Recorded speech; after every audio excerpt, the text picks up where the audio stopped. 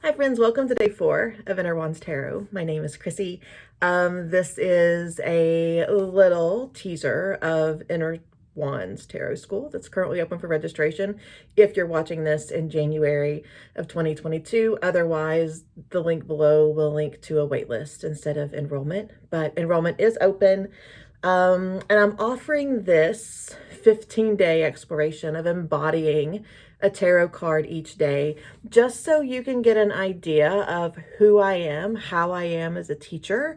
And if you're not able to join us for the full program, this is just something to keep you involved, to keep you entertained, to keep you going inward. It is a service that I'm providing for those that do not want to or aren't able to invest in tarot school. This is a little snippet. So we're looking at 2 cards today. First, we're looking at the Nine of Pentacles, which was the card that we embodied yesterday, and I'll walk you through how I experienced this card. And then moving into today's energy of the Page of Cups.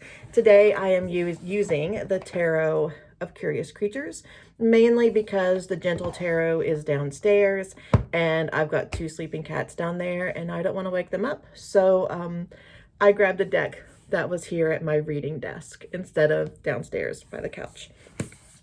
So starting with the Nine of Pentacles.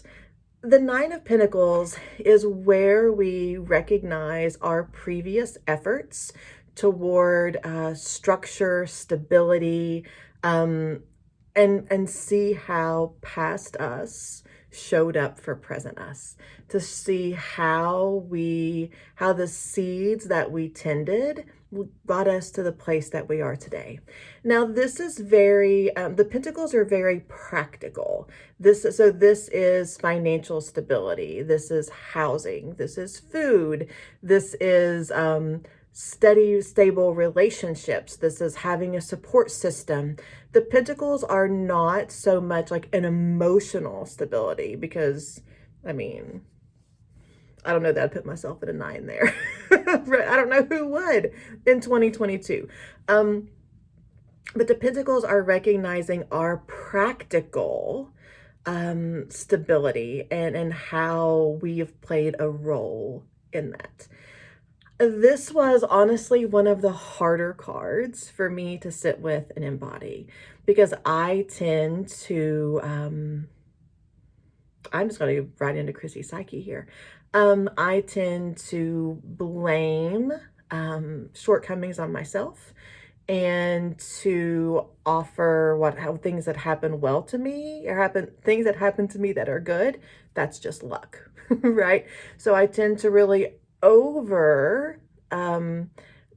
to put too much weight on personal responsibility when bad things happen and not enough weight on personal responsibility when good things happen. I don't know about you. I don't want to project that onto you. I'm just saying that's me, and maybe that applies to you as well.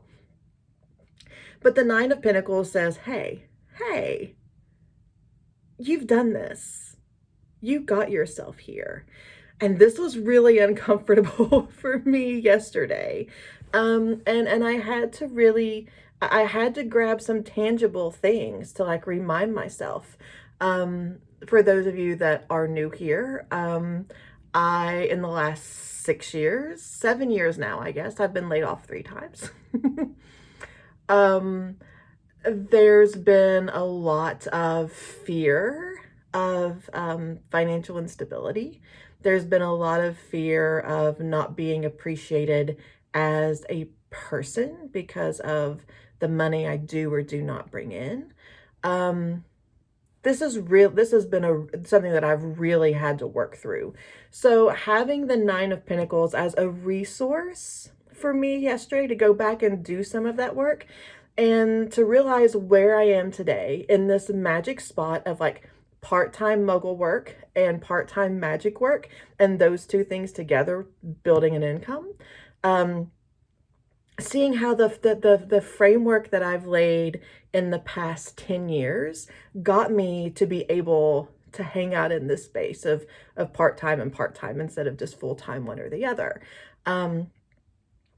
Looking at how like starting as far back as when I ran a running group and I sold training plans as a running coach, to that got me comfortable, talking about my expertise, and then moving through an offering a program that my friend Cassie and I did several years ago that taught me a lot about how I wanted to launch and how I valued my work on this internal basis just as much as the financial benefit that brought to me, the financial exchange.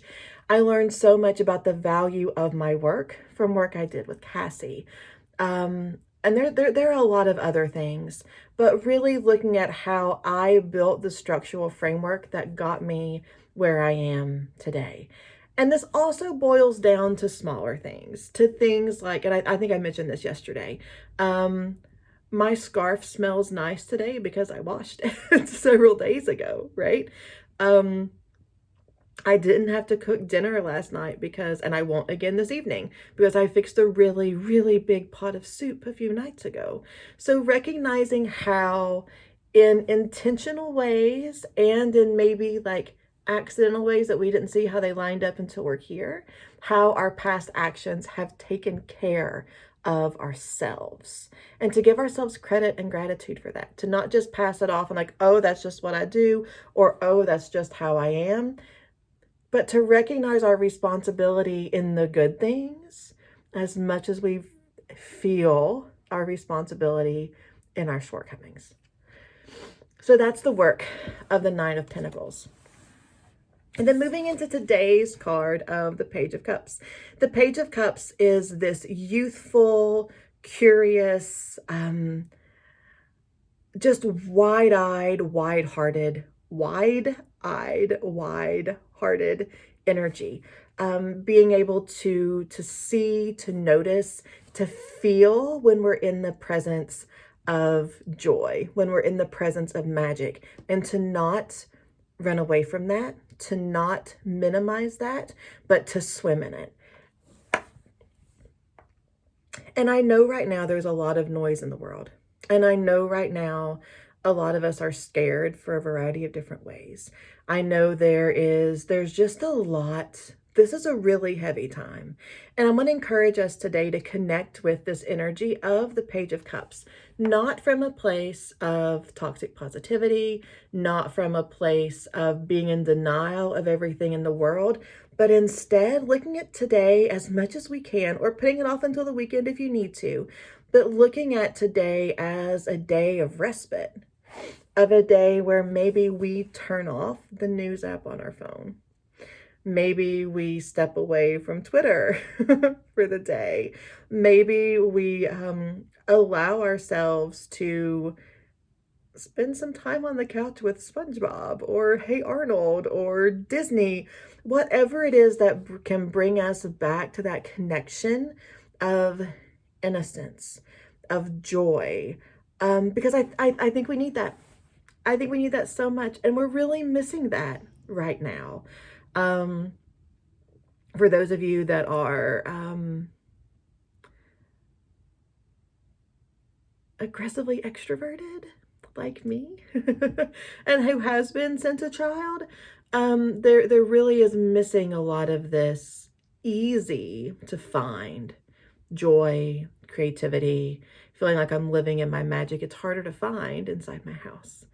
But the Page of Cups is an invitation to do so, an invitation to notice the spark of joy, the spark of childlike wonderment, the spark of, ooh, what happens if I follow this? The Page of Cups asks us to notice that spark and to follow our joy, even if that's just for today.